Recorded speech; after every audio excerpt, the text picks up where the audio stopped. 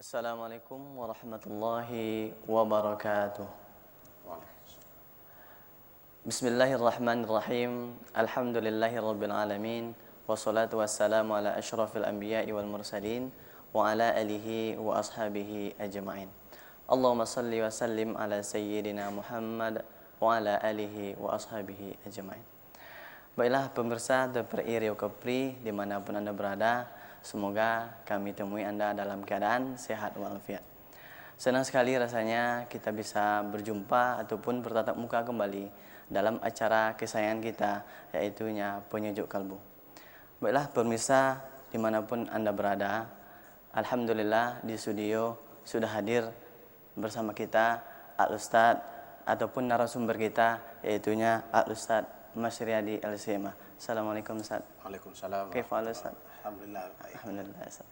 Ya baiklah pemirsa yang dirahmati Allah Subhanahu wa taala, di studio juga kita telah dihadiri bintang tamu kita, yaitunya grup nasyid dari Bekembar juga, yaitu grup nasyid Harmoni. Baik pemirsa yang dirahmati Allah Subhanahu wa taala, adapun tema kita pada kesempatan yang berbahagia ini, pada sore yang berbahagia ini adalah menyelamatkan generasi muda dari bahaya tembakau. Jadi kita akan membahas tentang bagaimana caranya menyelamatkan generasi muda kita ini dari bahaya tembakau. Pemirsa yang dirahmati Allah Subhanahu wa taala, sebelum kita melanjutkan ke pembahasan, mari kita dengarkan bersama-sama lantunan ayat suci Al-Qur'an dan juga sari tilawah.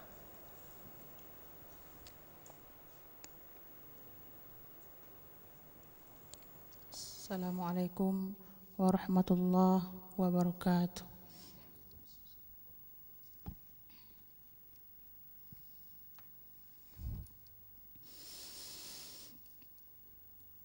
A'udzu billahi minasy syaithanir rajim.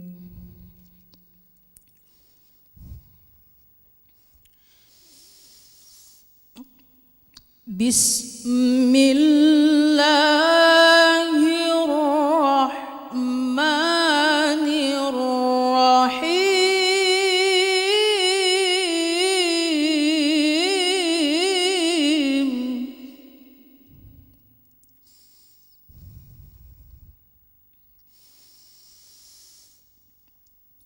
Asy-syahrul haramu bisyyahril harami wal hurumatu qisas.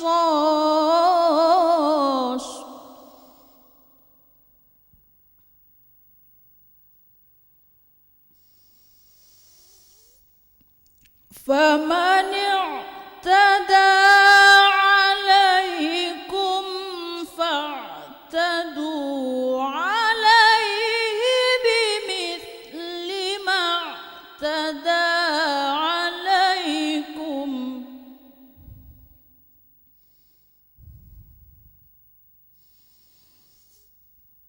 Wattaqullaha wa'lamu annallaha ma'al muttaqin.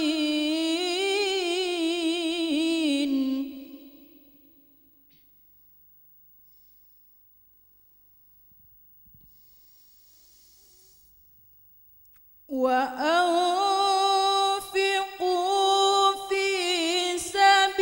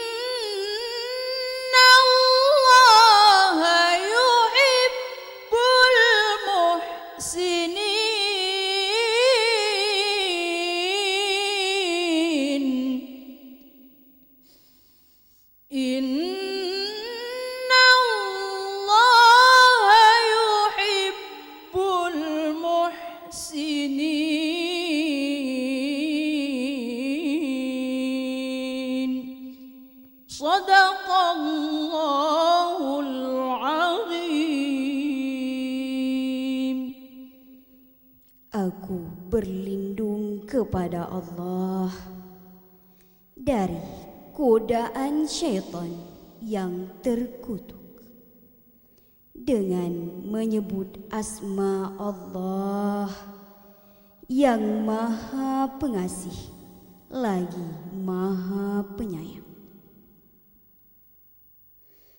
Bulan haram dengan bulan haram, dan terhadap sesuatu yang dihormati berlaku hukum kisos.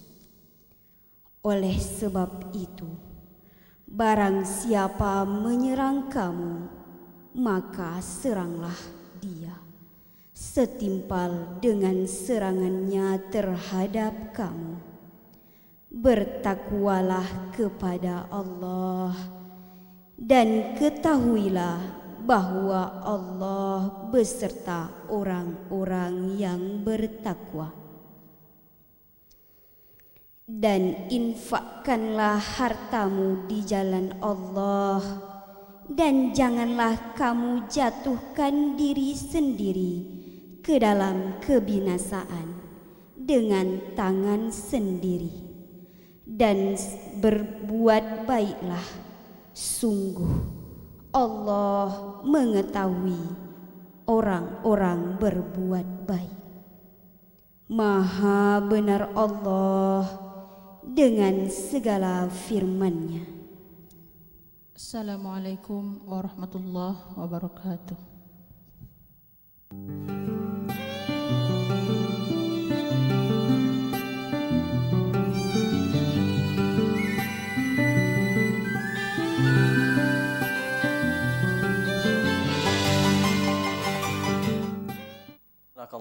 Sadaqallah Rasulullah SAW. Baiklah pemirsa yang dirahmati Allah Subhanahu wa taala, telah kita dengarkan bersama-sama pembacaan ayat suci Al-Qur'an tadi. Semoga dengan pembacaan ayat suci Al-Qur'an tadi hati kita bertambah beriman kepada Allah Subhanahu wa taala. Amin amin ya rabbal alamin. Baiklah pemirsa yang dirahmati Allah Subhanahu wa taala, kembali kita kepada tema kita tadi bahwa menyelamatkan generasi muda dari bahaya tembakau. Jadi seperti apa sebenarnya Ustaz? Mengapa tema ini kita khususkan kepada generasi muda? Apa pentingnya sebenarnya menyelamatkan generasi muda ini Ustaz? Boleh mungkin Ustaz jelaskan? Silakan Ustaz. Terima kasih. Bismillahirrahmanirrahim. Assalamualaikum warahmatullahi wabarakatuh. Waalaikumsalam. Alhamdulillahi wa kafa, wassalatu wassalamu ala nabiyil mustafa Muhammad wa ala alihi wa sahbihi wa man ihtada, amma ba'du. Saudara pemirsa yang dirahmati Allah Subhanahu wa taala, senang dapat bertemu kembali dalam program Penyejuk Kalbu. Dan berdasarkan tema tadi yang seakan kita bincangkan pada sore ini, yaitu pentingnya menyelamatkan generasi muda dari pengaruh tembakau. Tadi dimulai dengan pertanyaan apa pentingnya menyelamatkan generasi muda. Untuk langkah pertama mungkin kita coba dulu lihat apa sebetulnya generasi muda. Kalau kita maknakan generasi itu adalah orang-orang yang dihidup dalam satu fase tertentu, maka yang dimaksudkan di dalam pembahasan ini adalah orang-orang yang akan datang setelah kita. Karena memang ada generasi tua dan juga ada generasi muda. Nah, mengapa kepada generasi muda khususnya kajian ini difokuskan? Karena memang generasi muda itu merupakan sumber daya yang harus selalu dipelihara untuk kelangsungan kehidupan dunia ini di masa yang akan datang. Bila kita lihat dari Al-Quran, terdapat di dalam Al-Quran memang ayat secara khusus menganjurkan agar kita senantiasa memperhatikan generasi muda. Umpamanya kata Allah Subhanahu wa taala, "Wal yakhshalladzina law taraku min khalfihim dzurriyyatan dhi'afa." Hendaklah kalian takut meninggalkan generasi-generasi, anak-anak atau cucu-cucu kalian nanti di kemudian hari dalam keadaan lemah. Nah, ayat ini merupakan satu dari sekian banyak ayat yang ada di dalam Al-Quran yang secara jelas dan nyata menyuruh kita agar senantiasa memperhatikan generasi muda. Jangan sampai mereka terbiar begitu saja, terdedah kepada hal-hal yang sangat membahayakan. Karena mereka adalah aset yang sangat penting. Generasi muda ini adalah penanggung jawab untuk di masa yang akan datang, yang memegang kendali, yang memegang kepemimpinan, yang memegang seluruh apa yang harus dicapai dari masyarakat, merekalah yang mempunyai peranan. Jadi baiknya nanti dunia ke depan itu tergantung kepada baiknya generasi muda. Kalau generasi mudanya bagus, maka dunia ini akan bagus. Tapi kalau generasi mudanya buruk, maka dunia pun akan buruk. Memang tergantung betul kepada generasi muda. Itulah sebabnya saya rasa mengapa kajian ini difokuskan kepada generasi muda. Tapi sebutan generasi muda itu sendiri bukanlah bermaksud kita tak perlu memperbaiki generasi tua. Cuman kita lebih ingin melihat lebih panjang kajian yang bersifat jauh di masa yang akan datang. Oleh karena itu fokusnya lebih kepada generasi muda. Jadi itu saya lihat mengapa generasi muda ini diambil sebagai satu topik yang akan kita bincangkan pada sore ini. Ya, menarik sekali Ustaz. Jadi tema kita lagi Ustaz, menyelamatkan generasi muda dari bahaya tembakau. Ya, kenapa pada tema kita ini kita khususkan di tembakau Ustaz? Apa sebenarnya mengapa lebih kita fokuskan kepada tembakau tersebut Ustaz? Ada beberapa alasan sebetulnya kalau kita lihat mengapa harus tembakau. Tembakau ini mungkin agak jarang terdengar oleh kita berbanding kalimat rokok yang lebih sering disebut dan lebih sering juga dikenal di dalam masyarakat kita. Ada beberapa alasan mengapa tembakau mungkin diambil sebagai satu perbincangan khususnya untuk sore ini. Yang pertama adalah dilihat dari segi bahayanya. Tembakau ini dikatakan sangat bahaya. Nanti kita akan jelaskan apa sebetulnya bahaya yang terdapat di dalam tembakau atau rokok itu. Kemudian yang kedua sebabnya adalah bahaya ini dianggap biasa. Semua orang bisa menggunakannya. Anak-anak bisa merokok, orang tua bisa merokok, perempuan bisa merokok. Orang hamil merokok, yang tak hamil merokok, semuanya akan merokok. Dan itu dianggap sebagai suatu hal yang sangat biasa. Kemudian selain dari itu, benda ini bisa dijangkau untuk membelinya. Artinya kemampuan masyarakat kita untuk mendapatkan hal yang berbahaya ini juga tidak kita sanksikan lagi.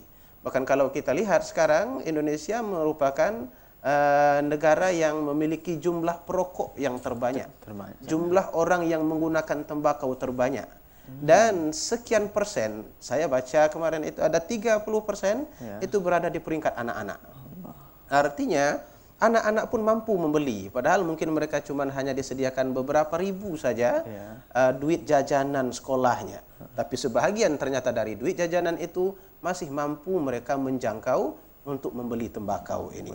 Artinya mudaratnya bukan hanya dalam level orang tua saja, tapi sampai kepada generasi muda. Yang seterusnya juga, tembakau ini diambil sebagai satu kajian karena tembakau ini boleh kita katakan sebagai satu aspek atau satu benda yang tidak hanya memberikan efek kepada orang yang melakukannya. Kalau orang yang melakukannya saja rusak, maka tidak ada masalah mungkin modelnya pun zaliman terhadap diri sendiri.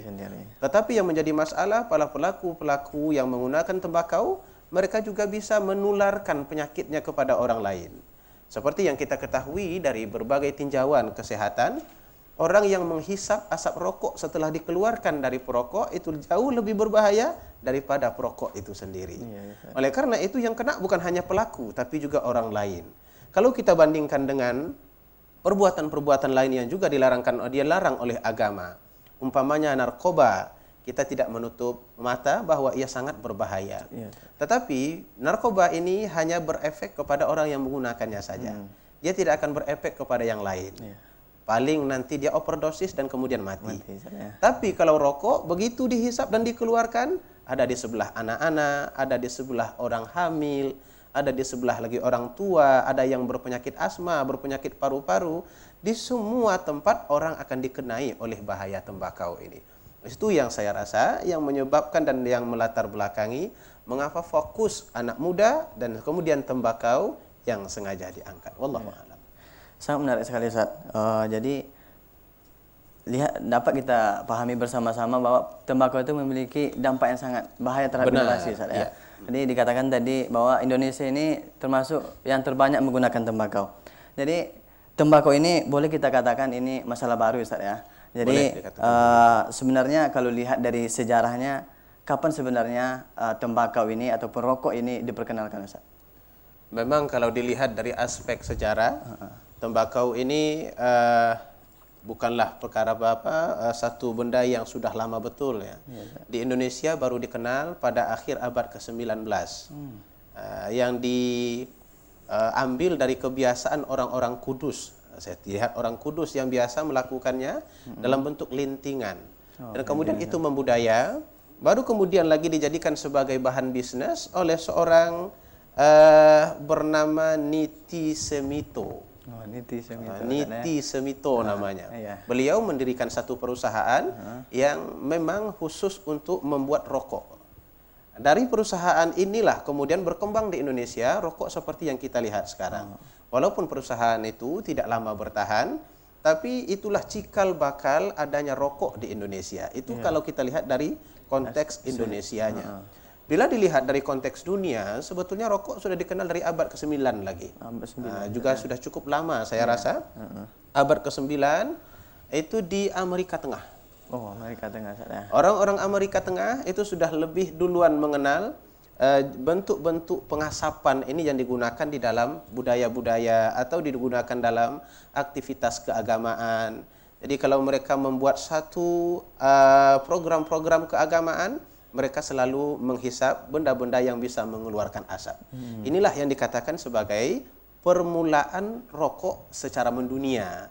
Dan kemudian setelah itu ia dijadikan sebagai budaya di dalam masyarakat lain dan berkembang sampai ke Eropa. Jadi begitu. Tapi untuk kita baru pada abad ke-19. Cuman kalau dilihat peningkatannya nampaknya walaupun kita lambat, tapi kita nomor 1 dalam soal peningkatan rokok ini. Iya, Ustaz. Jadi jelas sekali Ustaz ya, dari segi sejarah kalau di Indonesia ini ternyata rokok ini mulai berkembang mulai abad ke-19 Ustaz ya. Akhir abad ke-19. Akhir abad ke-19. Dan kita lihat sekarang pengembangannya sangat pesat Ustaz ya. Di mana-mana sekarang baik di desa, di kota itu rokok sangat banyak sekali Ustaz ya. Betul. Nah, baiklah Ustaz, sudah kita ketahui bersama-sama bahwa dampak rokok itu sangat bahaya sekali bagi kesehatan kita bersama Ustaz ya. Jadi sebenarnya seperti apa dampak yang ditimbulkan oleh rokok tersebut Ustaz terhadap diri kita ini Ustaz? Silakan Ustaz. Memang untuk menjawab pertanyaan ini orang agamawan saya rasa tidak dapat memberikan jawaban yang lebih lengkap karena ia berkaitan dengan kesehatan. Tentu saja yang paling tepat menjawabnya orang-orang kesehatan. Namun bahagian kesehatan pun sudah lama melakukan penelitian dan hasil penelitian itu sudah dibukukan dan dibuat poin-poin tersendiri yang menjelaskan tentang bahaya-bahaya rokok ini. Bila kita lihat tidak kurang daripada 24 penyakit yang bisa ditimbulkan oleh tembakau. Jadi kita ada sakit satu saja kita sudah rasanya sangat lemah. Apalagi kalau sudah 24 jenis penyakit yang ada pada kita. Itu hanya disebabkan tembakau. Orang yang mengisap dan orang yang menikmati asapnya di sebelah. Ini kan banyak. Ini kalau kita lihat. Apa saja bentuk penyakitnya banyak. Ada kanker. Kanker seperti kanker paru-paru. Dan juga kanker hati dan lain sebagainya. Mungkin untuk negara kita syukuri juga tentang bahaya rokok ini diletakkan sekaligus di rokok itu supaya orang lebih berhati-hati dan lebih berpikir 2 kali untuk menentukan pilihan merokok apa tidak. Menggunakan tembakau apa tidak. Di situ dapat kita lihat merokok dapat merusak kesehatan. Dan juga menyebabkan impotensi, tekanan darah tinggi, serangan jantung dan gangguan kehamilan. Banyak sekali. Itu hanya sebagian kecil sebetulnya dari akibat rokok yang ada sekarang ini. Karena tidak mungkin ditulis di situ karena banyak ada 24, jadi ditulis yang kira-kira penting saja. Penyakit paru-paru yang disebabkan oleh rokok ini untuk kadar Indonesia sekarang itu merupakan pembunuh nomor 4. Dari kadar kematian di Indonesia. Jadi banyak orang mati disebabkan penyakit paru-paru. Dan penyakit paru-paru itu yang paling utama menyumbang kepada penyakit paru-paru adalah tembakau. Jadi itu diantaranya. Dan kalau kita lihat lagi ada namanya permasalahan sistem pernapasan. Orang yang merokok itu mudah terkena sesak nafas dan lain-lain sebagainya. Ada juga sistem kardiovaskular. Saya tak begitu mengerti sebetulnya dengan istilah-istilah yang digunakan oleh orang-orang kesehatan. Tapi disinilah bentuk penyakit-penyakit dan efek negatif yang ditimbulkan oleh rokok tembakau ini. tembakau. Jadi saya rasa kita tidak mempunyai alasan yang cukup kuat untuk tidak mengokekan, untuk tidak bersiap untuk meninggalkan rokok ini, disebabkan sudah begitu banyak penelitian yang mengatakan bahwa tembakau itu adalah perkara yang sangat berbahaya, atau benda yang sangat berbahaya kepada kita, walaupun dalam kadar yang agak lama. Wallahu a'lam.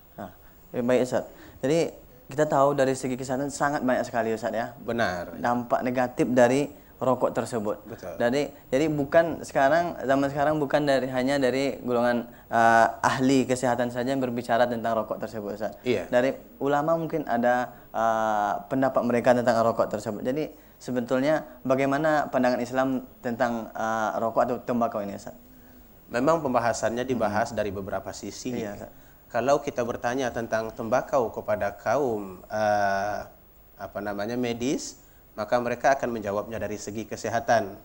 Kalau kita bertanya kepada ulama, maka mereka akan menjawabnya dari segi hukum dan pengaruh rokok ini kepada moral.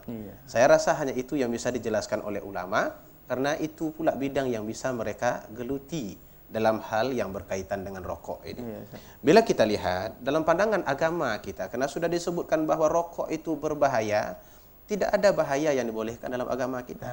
Bahaya sekecil apapun dalam agama kita harus dihilangkan. Dan tidak boleh kita melakukan satu perbuatan yang bisa menyebabkan bahaya. Contoh kecil saya buat, Allah membolehkan kita makan. Kulu washrabu wala tusrifu, jangan kamu lebih. Karena lebih itu membahayakan.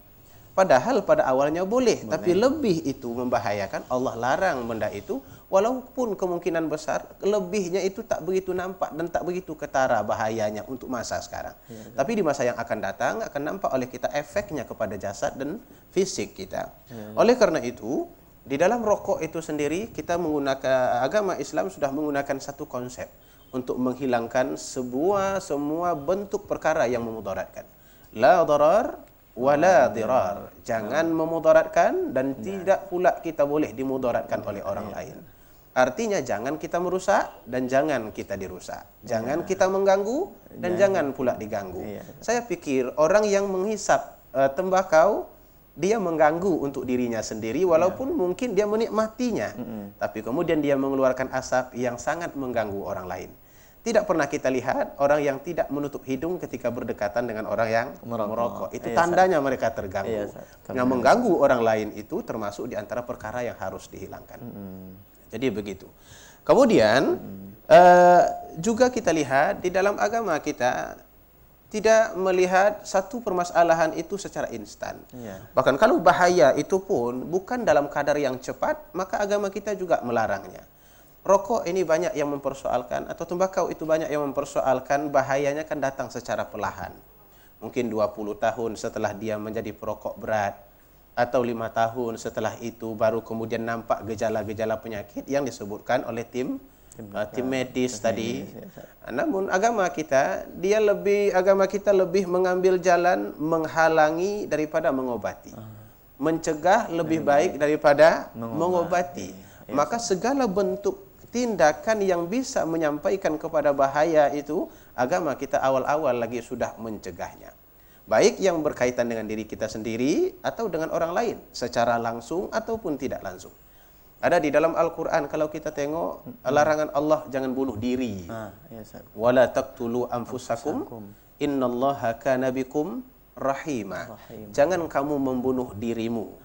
Karena Allah Subhanahu wa taala Maha Pengasih, Maha Penyayang. Nah, mungkin kalimat bunuh diri ini dalam konotasi yang selalu kita pahami dalam kehidupan kita, orang gantung diri yang matinya instan, langsung mati. Atau dia terjun dari tempat yang tinggi sehingga sampai dia bawa mati. Atau orang yang meminum racun, kemudian dia juga mati. Nah, itu larangan secara pasti. Adapun ini tidak membatasi bahwa kalau tidak cepat matinya lalu dibolehkan oleh agama. Tidak begitu. Agama kita tetap melarangnya walaupun kadar mudarat yang ditimbulkannya sangat lama. Dalam ayat yang dibacakan oleh qari kita tadi, qari'ah kita tadi, terdapat di situ satu kalimat, wala tulqu bi aidikum ila tahlukati wa ahsinu. jangan kamu melakukan. Kalimat tulku itu campakkan. Tapi maksudnya adalah jangan kamu melakukan satu perbuatan yang dapat membuat dirimu binasa. Nah, disinilah jelasnya ayat yang berkaitan dengan tembakau tadi. Tembakau itu menyebabkan kebinasaan walaupun dalam kadar yang lambat, tetapi kalau kita tengok kepada ayat ini, ayat inilah yang melarang penggunaan tembakau itu karena dia mengandung bahaya. Jadi jelas sekali bagi kita bersama bahwa rokok itu sangat berbahaya bagi kita dan sangat dan dalam Islam pun dilarang kita untuk merusak diri kita sendiri, bahkan orang lain.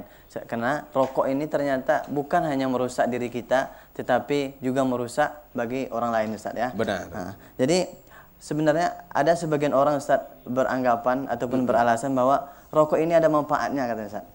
Contohnya seperti untuk semangat, untuk ceria badannya, Ustaz. Bahkan ada juga yang mengatakan rokok ini sangat banyak sekali memberikan keuntungan bagi negara, Ustaz. Jadi jangan tunggu dulu, Ustaz, tahan dulu sebentar. Marilah sebelum kita lanjutkan pembahasan, kita dengarkan lentunan nasyid dari Harmoni. Allahumma sholli ala Muhammad ya Rabbi sholli alaihi wasallim. Allahumma sholli ala Muhammad ya Rabbi balighul wasilah. Allahumma sholli wa sallim ala Sayyidina wa maulana Muhammad adada ma bi'ilmillahi salatan daimatan bidawamin mulkillahi. Ya Allah, curahkan rahmat dan keselamatan bagi Nabi junjungan kami Muhammad, selamanya di dalam keabadian, kekekalan kerajaanmu. Ya Allah, Allah, Ya Allah, please shower your blessing and your salvation to the Prophet Muhammad, we Allah. May he always be under sovereignty. May he forever be under your loving care. Allahumma salli wa sallim wa barik alayhi. Allahumma salli wa sallim wa barik alayhi. Allahumma salli wa sallim wa barik alayhi. Allahumma salli wa sallim wa barik alaihi. Ya Allah, curahkan rahmat juga keselamatan Nabi junjungan kami Muhammad, salamunyo dalam kasih sayang Allah, salamunyo dalam kasih sayang Allah. Allah, Allahumma salli wa sallim alaihi Sayyidina wa maulana Muhammad adada ma bi'ilmillahi salatan daimatan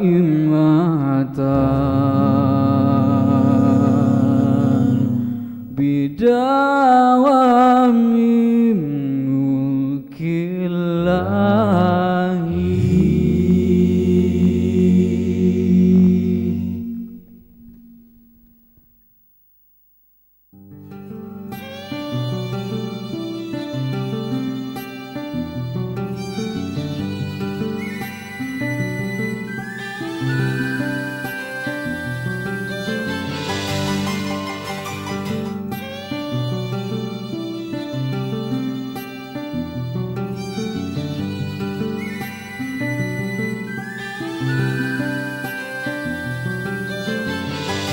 Sinsei Hong Kong Medistra. Sinsei Hong Kong ada untuk mengobati berbagai macam penyakit kronis Anda.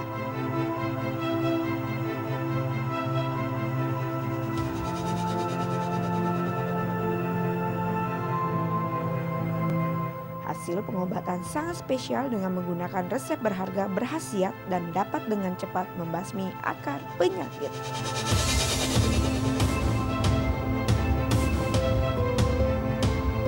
Mengapa memilih berobat ke Sinsei Hong Kong? Cepat, tepat, profesional, dan terjamin.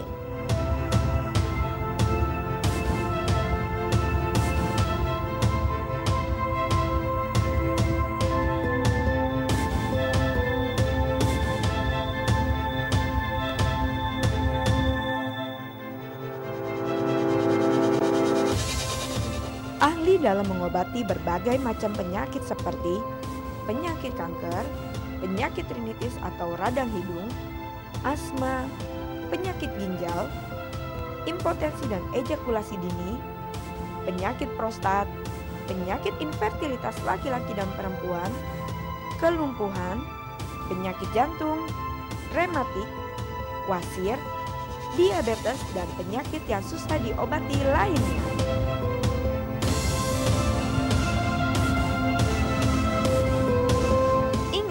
Semakin dini Anda berobat, maka semakin besar peluangnya. Kesehatan Anda adalah prioritas kami.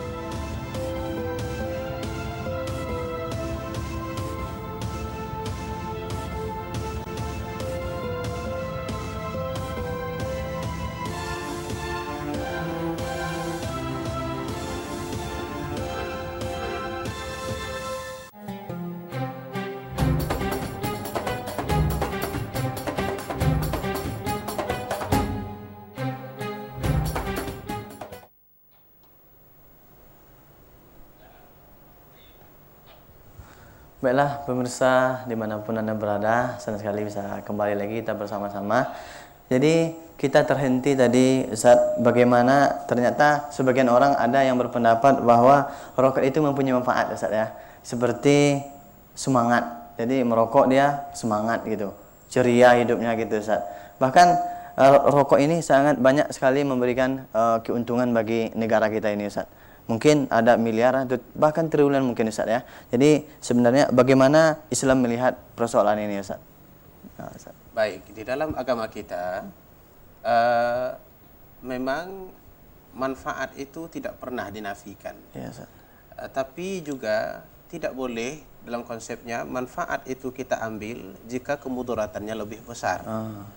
Nah, berkaitan dengan tembakau yang kita bahas pada sore ini, memang banyak orang yang berkata ya dia ada manfaatnya dalam bentuk seperti yang disebutkan tadi, semangatnya muncul. Kalau dia tidak merokok, pemikirannya tak jalan. Gitu, baginya lebih baik tinggal makanan daripada tinggal rokok. Nah, ada juga yang seperti itu. Nah, sebetulnya kita tidak katakan ini sebagai manfaat ya, tapi lebih kepada ketergantungan kepada yang buruk. Karena artinya dengan tidak lagi dapat melepaskan rokok, berarti kita sudah berada di dalam cengkramannya sehingga sulit keluar dari situ, sementara keadaan cengkraman itu sangat berbahaya. Tentu saja dengan selalu mengkonsumsi rokok atau mengkonsumsi tembakau, kita tidak bisa membersihkan diri kita dari berbagai macam jenis penyakit yang sudah kita sebutkan di awal tadi.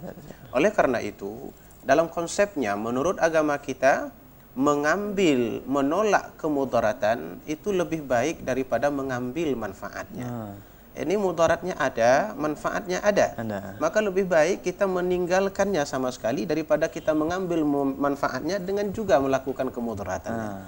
Kalau kita lihat, ini sudah pernah terjadi dulu ketika Allah Subhanahu wa taala memerintahkan untuk meninggalkan khamar atau kita katakanlah minuman keras. Minuman keras itu dikatakan oleh Allah, yas'alunaka 'anil khamri wal maisir qul fihima ithmun kabirun wa manafi'u linnas wa ithmuhuma akbaru min naf'ihima. Mereka bertanya kepadamu wahai Muhammad tentang khamar. Katakan kepada mereka di situ betul ada manfaatnya, tapi juga ada mudaratnya. dan mudaratnya serta dosanya jauh lebih besar daripada manfaatnya. Nah, kita tidak bisa menafikan juga memang merokok ini termasuk di antara bahagian atau bidang yang menyumbangkan devisa negara yang signifikan atau cukup banyak. Menurut data-data yang kita dapatkan, umpamanya ada Devkes, Departemen Kesehatan RI. Pada tahun 2004 mereka mengatakan ada penerimaan 6 triliun dari rokok, baik pajaknya ataupun yang lain-lainnya. Banyak sekali, Jadi ada penerimaan 16 triliun itu cukup banyak sebetulnya. 16,5 triliun. Itu banyak sebetulnya, itu bisa membangun Riau ini dengan lebih besar lagi. Tetapi kita tidak boleh hanya sampai di situ saja. Kita juga tengok bagaimana pula pengeluaran negara untuk membeli bahannya, untuk mengobati orang yang sakit darinya, mengambil vaksin dan membeli obat-obatannya, ternyata jauh lebih besar daripada keuntungan yang didapatkan dari pajak dan penjualan rokok itu. Tidak kurang daripada 127,4 triliun yang digunakan oleh pemerintah pada tahun 2004 itu untuk membeli, untuk membuat, untuk mengobati orang-orang yang dikenai penyakit disebabkan penggunaan tembakau ini dan lain sebagainya. Jadi kalau kita kalikan, ada lebih kurang 7 kali lipat.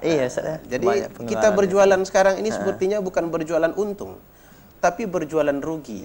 Nampak kita seperti untung, tapi ternyata kita rugi. Apalagi yang menyebabkan, yang mengalami masalah kesehatan itu adalah rakyat kita sendiri, atau generasi kita yang kita harapkan nanti bisa mengurus negeri ini setelah generasi sekarang ini turun. Lambat laun kita akan bertukar. Watilkal ayyamu nudawiluha bainan nas.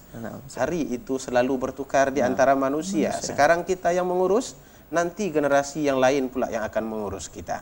Nah, bagaimana kalau generasi itu dalam keadaan sakit, tidak sehat, terjangkiti oleh berbagai macam jenis penyakit, tentu saja akan mengalami masalah yang sangat besar di dalam kehidupan kita.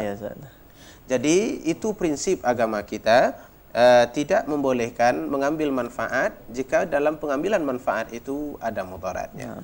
Sebetulnya agama kita ini termasuk di antara agama yang boleh kita katakan agama yang paling keras sekali dan paling ketat sekali dalam penjagaan kemaslahatan manusia.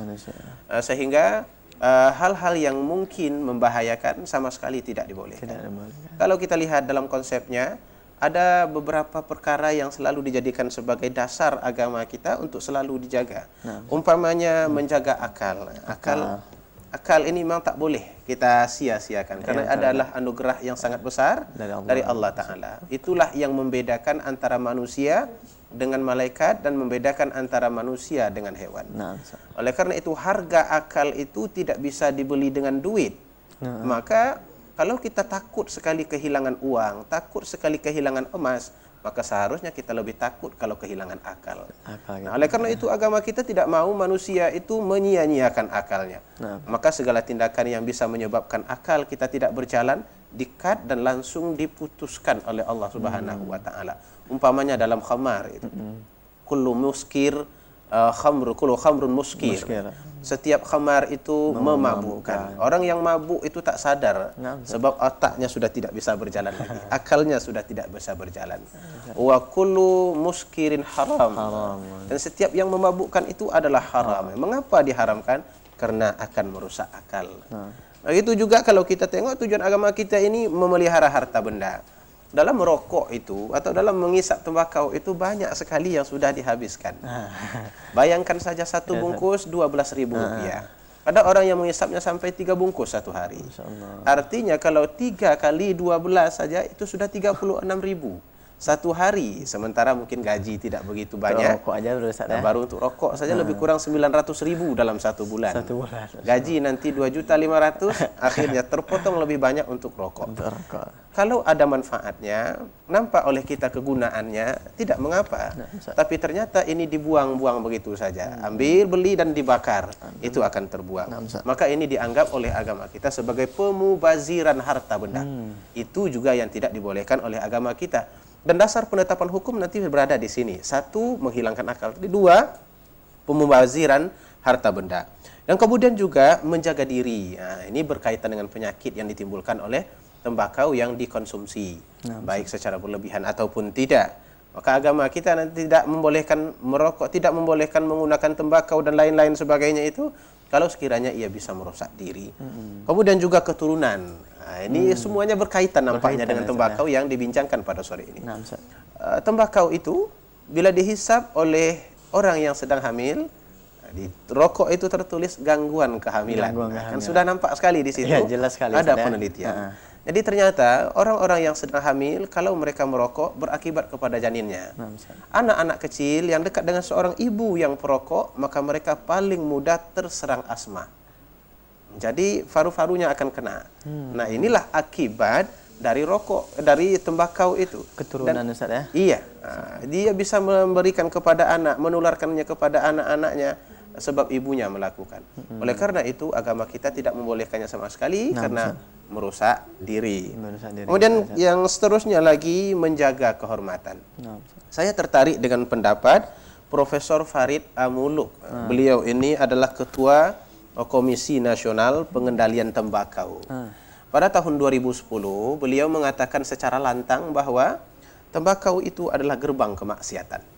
Ini kan mungkin kalau kita anggap sebagai satu ungkapan yang berlebihan, mungkin boleh, tapi beliau mempunyai alasan sendiri. Mengapa beliau mengatakan bahwa tembakau itu gerbang kemaksiatan? Tentu ada sebabnya, dan beliau juga punya alasan. Di antara alasan yang beliau sebutkan adalah tidak ada pengisap narkoba, tidak ada lagi orang yang mabuk-mabuk kecuali dimulai dari rokok terlebih dahulu. Karena rokok inilah pintunya. Kalau dia sudah berani merokok, maka dia berani lebih dari itu. Jadi rokok dan tembakau itu adalah pintu kemaksiatan, kata beliau. Ini adalah kalau sudah maksiat tentu harga diri kita jatuh. Jadi semakin banyak kita lakukan, semakin kurang nilai harga diri kita. Jadi itu pandangan Islam terhadap pendapat atau satu persepsi masyarakat yang mengatakan bahwa kadang-kadang ada manfaat dari rokok itu sebab kami tak bisa meninggalkannya.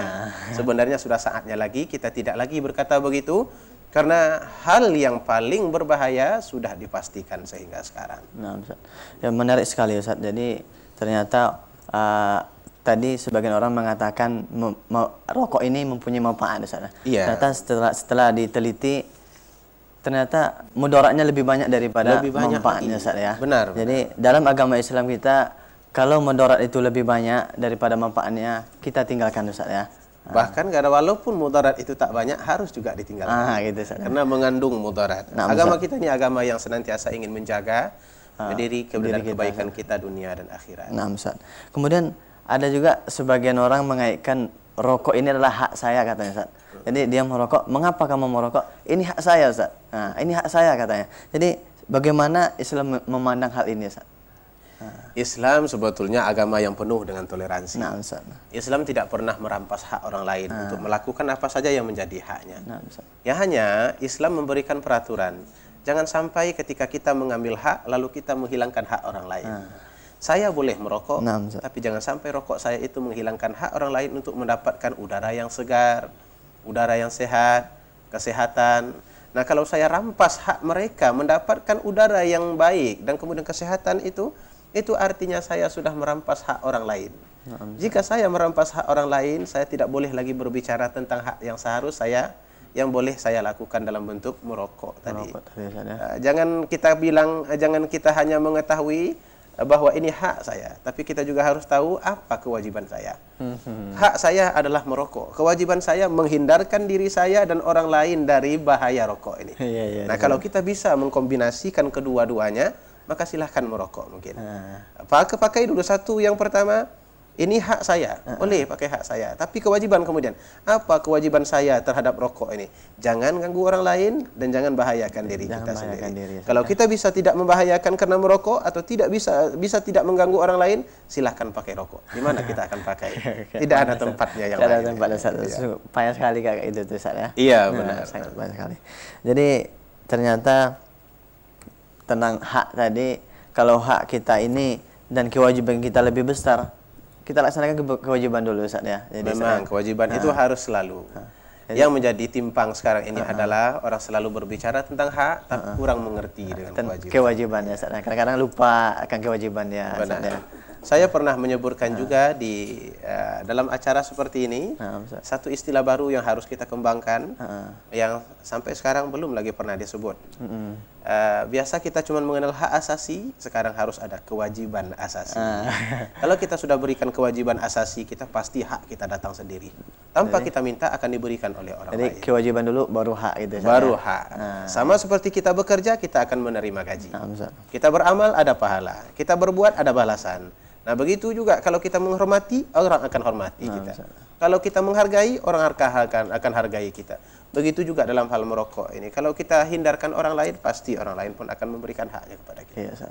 Jadi sangat menarik sekali, Ustaz. Jadi kadang-kadang ada lagi, Ustaz, orang yang mengatakan rokok ini adalah obat bagi saya, katanya, Ustaz.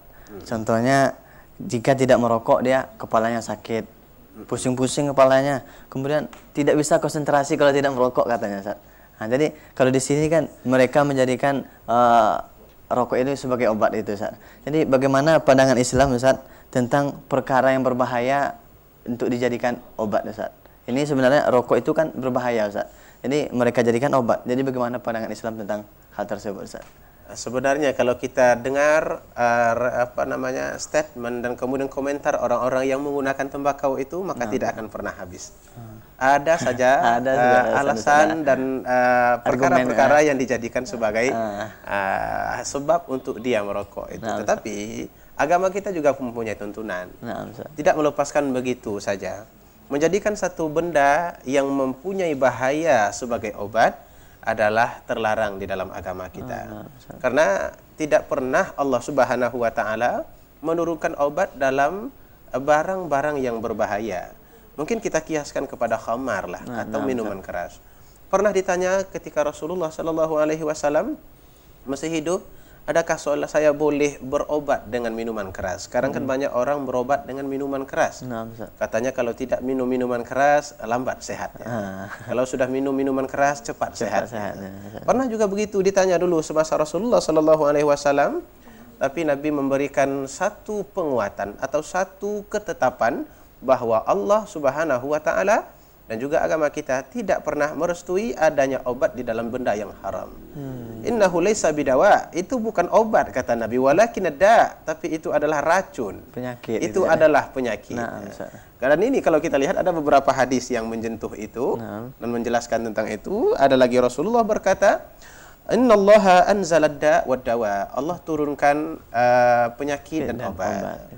Kita kan selalu berpahaman bahwa segala penyakit ada obatnya. Setiap penyakit ada obatnya. Tapi untuk menyembuhkan penyakit tidak boleh dalam bentuk obat yang berlebih, yang berbahaya, yang justru akan menyebabkan penyakit lebih berbahaya lagi. Makanya Rasulullah berkata, wa ja'ala lakum da wad dawa. Allah sudah jadikan untukmu ada penyakit dan ada juga obatnya.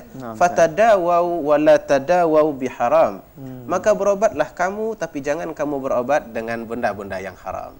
Jadi tidak ada alasan di dalam agama kita dan tidak ada kebolehan berobat dengan menggunakan khamar atau arak. Berobat dengan menggunakan benda-benda yang berbahaya. Itu tidak diakui oleh agama kita sebagai bentuk pengobatan yang syar'i atau yang sesuai dengan agama kita.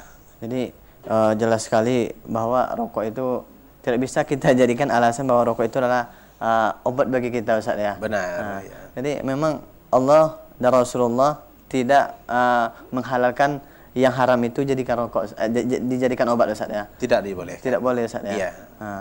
Jadi sekarang sebenarnya bagaimana pendapat ulama sekarang, Ustaz, mengenai rokok tersebut, Ustaz? Karena rokok ini sudah sangat menyebar baik di kalangan orang kaya sampai orang bawah-bawah, Ustaz. Yang miskin orang sekalipun, miskin sekalipun mulai merokok, Ustaz. Jadi bagaimana, Ustaz? Mulai dari bahkan anak sekolah juga sekarang udah mulai merokok juga, Ustaz. Jadi bagaimana sebenarnya pendapat ulama ataupun pandangan ulama sekarang tentang rokok ini, bahaya rokok tersebut? Baiklah, saudara pemirsa yang dirahmati Allah Subhanahu wa taala. Kita ajungkan jempol kepada ulama kita dan ucapan terima kasih yang senantiasa mengorbankan waktu dan meluangkan masa untuk mencari jalan keluar setiap kali persoalan muncul di tengah-tengah masyarakat.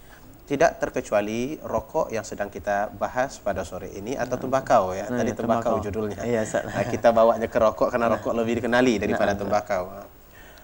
Termasuk diantaranya tembakau atau rokok yang juga dibahas sudah sejak lama untuk memberikan satu label hukum supaya ia bisa menjadi panduan bagi masyarakat Islam khususnya ditinggalkan atau boleh dilakukan.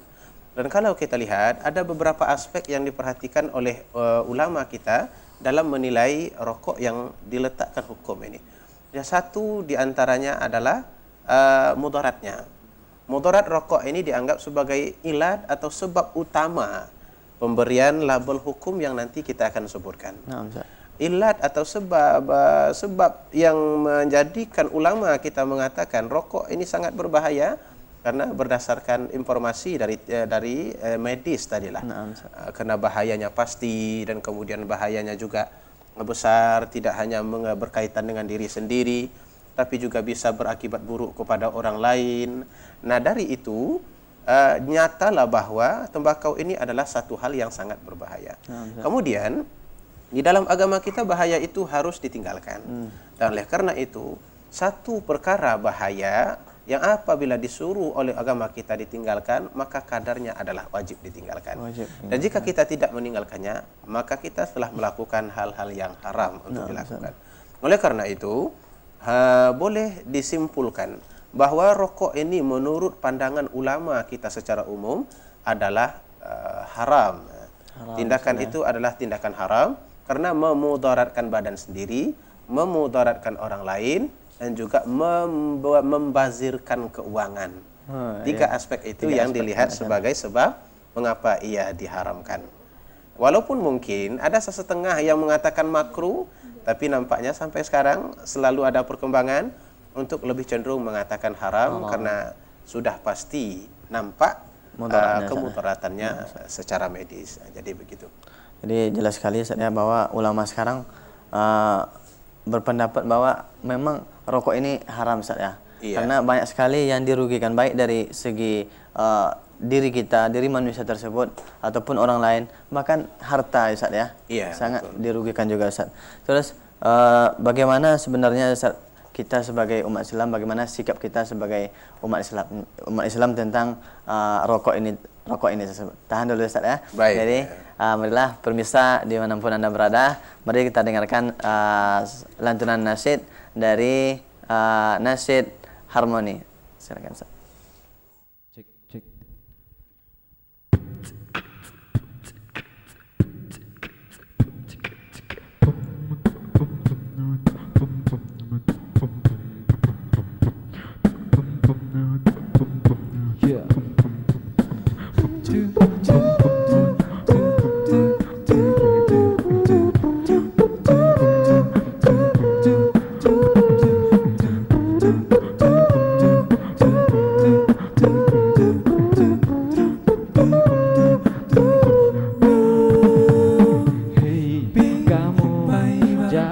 Cari kesempatan dalam kesempitan, mepet sini, mepet sana, Hey kamu, ayo jagalah, jaga sikapmu, jagalah jarakmu, jagalah hatimu di mana saja. Di dalam diskota, di dalam kereta, atau naik oblet saat naik ojek, Hey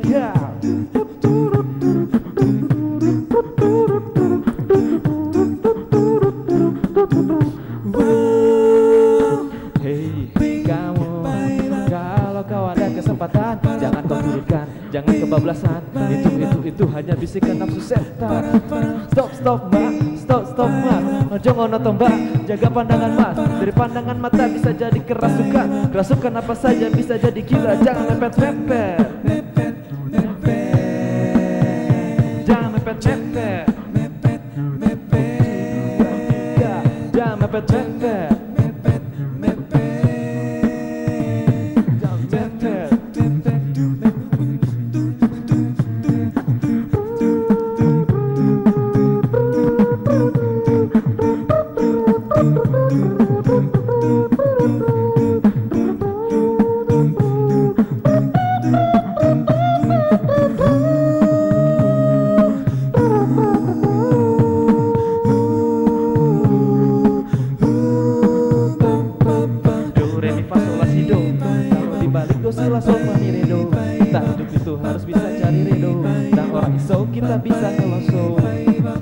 buat tilu, hidup kudu pangestu.